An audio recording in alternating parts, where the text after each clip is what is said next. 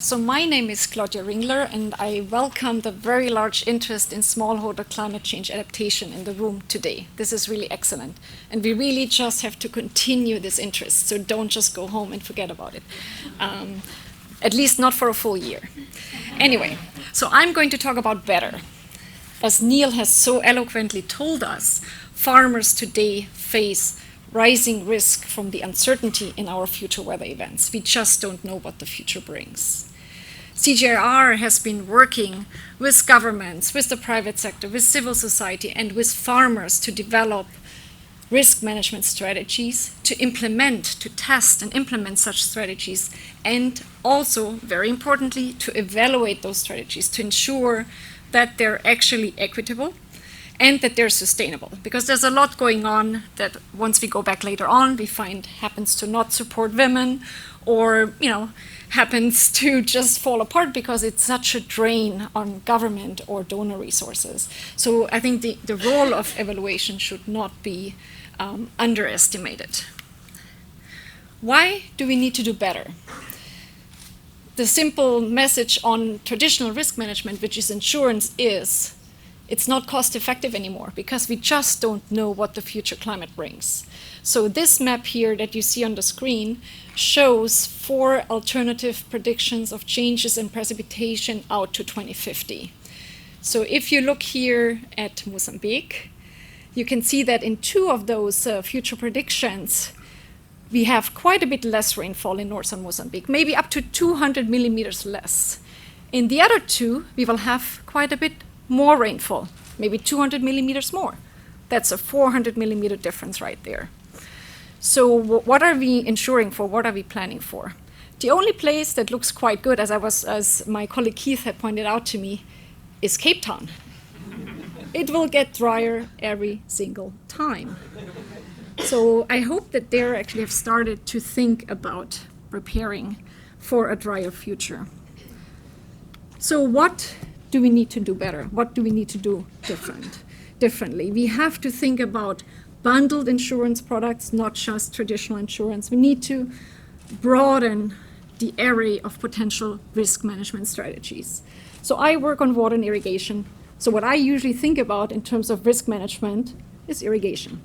In fact, we have done a lot of climate change adaptation surveys going back 10 years, including in Kenya, and the most preferred, desired risk adaptation and management strategy that farmers told us was irrigation. And we didn't prompt them, even so we come from the irrigation side. They said it by themselves. But they also said it's desired. But they didn't know how to get the financial resources. They didn't know how to find the water. So when we actually do see irrigation in the field, and this is a picture from Niger, this is what we see. And this is not what we want to see in the future. We need to do better. What we want to see in the future is not only male farmers, digging something out from a duck hole.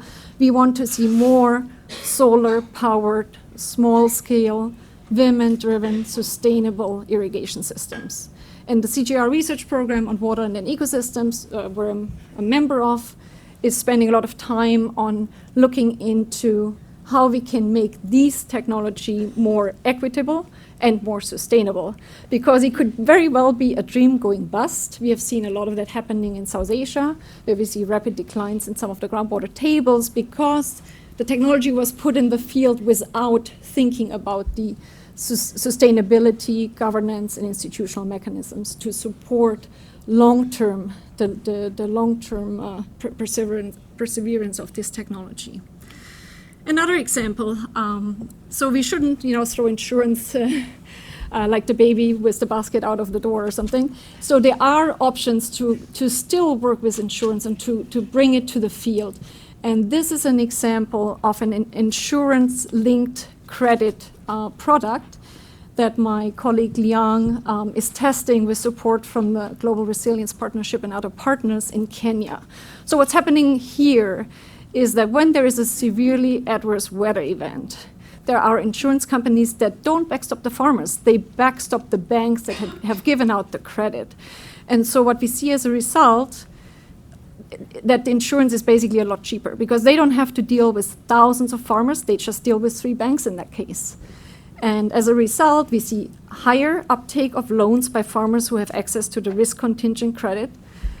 We see larger loans being taken out, and we see very more risk managing strategies implemented by farmers, better fertilizer, better seeds, etc. So things are going much better now for those farmers, even so they don't have a direct insurance product. The final product I'd like to just quickly mention is a direct contribution of the Bill and Melinda Gates Foundation to the Global Commission on Adaptation Year of Action. And it's the GCA Digital Adaptation Atlas. What does it try to do? It's trying to bring in all the information we have on the climatic risks that farmers, smallholder farmers, are facing in the developing world. It's trying to link those with existing adaptation strategies and adaptation options.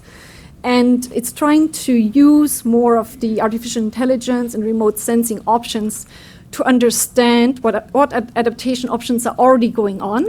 And then it's trying to mix and match to see what other farmers and what other donors and investors can contribute to that.